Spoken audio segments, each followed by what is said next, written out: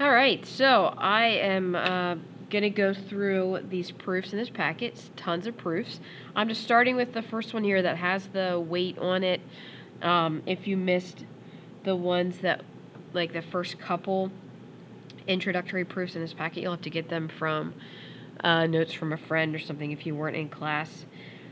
In this video, I'm going to try and get through numbers 1 to 7, I believe, if I can do that before the bell rings.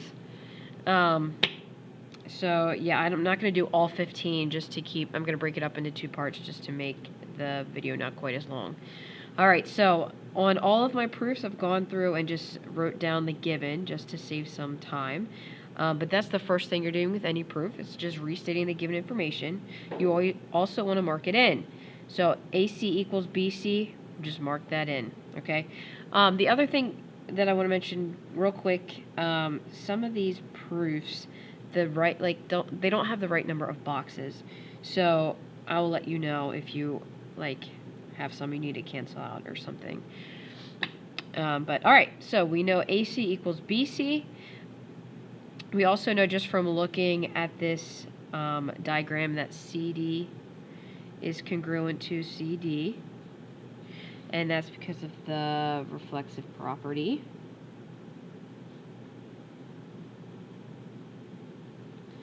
So that's congruent to itself. And because D is the midpoint of AB, I know that AD is congruent to BD by the definition of a midpoint. Okay, if I can spell that correctly. So I will mark those as congruent.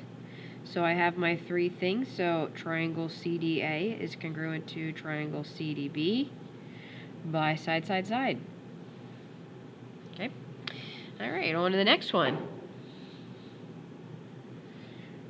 Okay, so we were given that angle 1 and angle 2 are the same, marked it in, and we were told that this is an isosceles triangle. So, first thing I'm going to say is they share a side here, so CD is congruent to CD. That's the reflexive property. So I'll mark that in. And then, because it's an isosceles triangle, I know that AC is congruent to BC by the definition of isosceles triangle. So there's my 3 things. So we have triangle ADC is congruent to triangle BDC by side angle side. Okay. Alright, next page. Number 3. I have my highlighters handy here because they gave us 2 pairs of parallel lines. So first thing, you do need an extra box for this one, so sorry about that.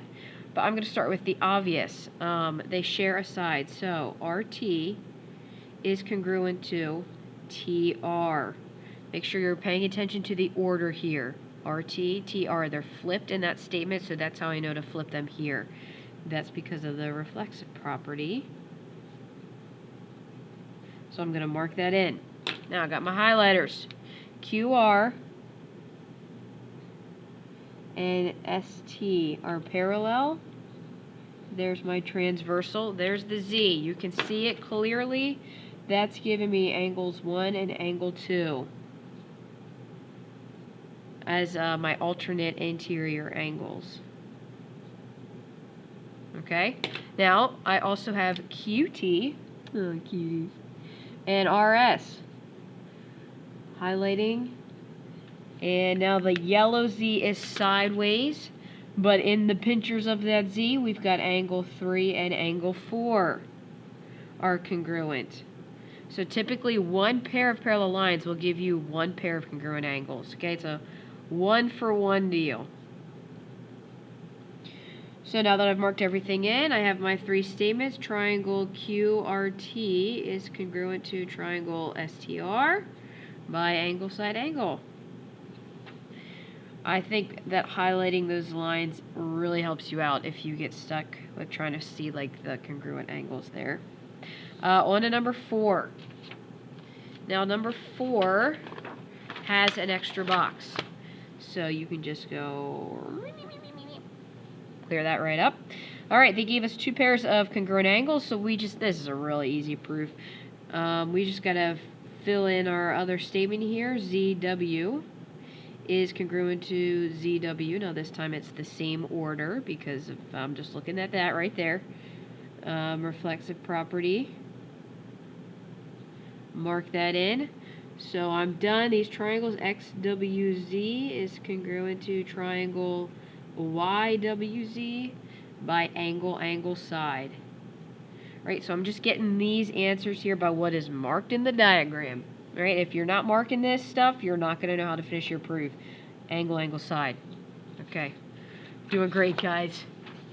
This is great stuff, right? We love proofs. Okay, number 5. Ooh, number 5 is a little, just something different and new. We're using something new in this proof. You do have an extra box, so you can go ahead and boop, boop, get rid of that. Now, they gave us 2 angles that are congruent, but you'll notice one of our pair of congruent angles is not in the triangles. So that's going to help us know something else, but that doesn't count towards our proof, if that makes sense. But we do have 7 and 8, and I know these letters are really small, and but you have young eyes, so you're fine. But that's a T and a P, so we know TP is congruent to TP by the reflexive property, so we'll just get that one out of the way. Okay, now here's the thing. If 1 and 6 are the same measure, that forces... okay, well, let me restart that sentence. If they're going to be congruent, that means that angles 2 and 5 have to be congruent, because what kind of angles are these? Oh, they are supplementary angles. So I could say angle 2 is congruent to angle 5 because of the definition of supplementary angles. Right? If these guys are both 120 degrees, then that has to be 60 and that has to be 60. You gotta be the same, right? So we'll mark it in. Boom, boom. So now I could say triangle FPT is congruent to triangle CPT. And this is by angle side. Alright, I'm doing 2 more. If you are watching this whole thing, blessings be upon you and your family. Alright, so what do we have here? We've got a bisector, and we've got a pair of congruent angles. Fill that in. So what do we know because of the bisector? Well, we have a line segment that is being bisected, so I will have 2 line segments that are congruent. AD is getting chopped in half by BE, so that means that AC is congruent to DC. Right? Make sure, watch the order of your letters, and I know those match up because of that guy right there. Boom, boom. That just tells me. Okay, and that's because those are vertical angles. Vertical. Okay. So I know that. Oh, sorry. Oh, good grief. Jumped ahead of myself. Stealing my own thunder. Those vertical angles are coming, but this is true because of the bisector. If you were like, wait, what is she? And you knew I was wrong before I realized it.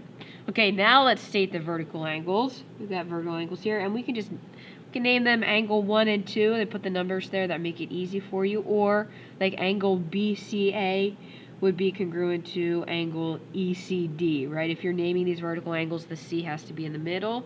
But we'll take the easy way out and say angle 1 is congruent to angle 2. And this is because of vertical angles.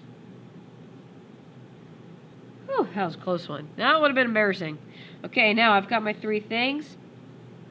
So triangle ABC is congruent to triangle DEC by angle side angle. Alright. Uno más for this video. Let me make sure. Okay, yep, no extra boxes. You got the right amount. Number 7. I know, look at these tiny, numbers. Oh, I'm trying to ruin your lives. Okay, so angle 3 is congruent to angle 4. Marked it.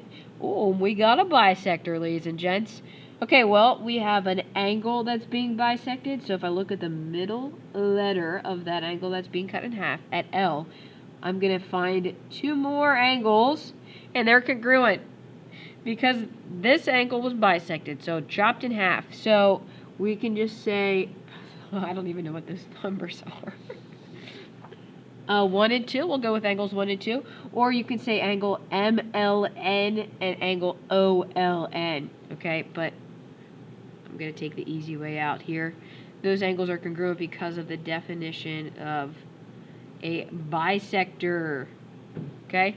Now, what's the easy one here? They share this side, so LN is congruent to LN. I'm watching my order. They show up in the same spot, so they're just a mirror image here. And that's because of the reflexive property. I guess that wouldn't technically be a mirror image or they'd be flipped, but we don't have to get into that. So I could say triangle line is congruent to triangle LMN by angle side angle.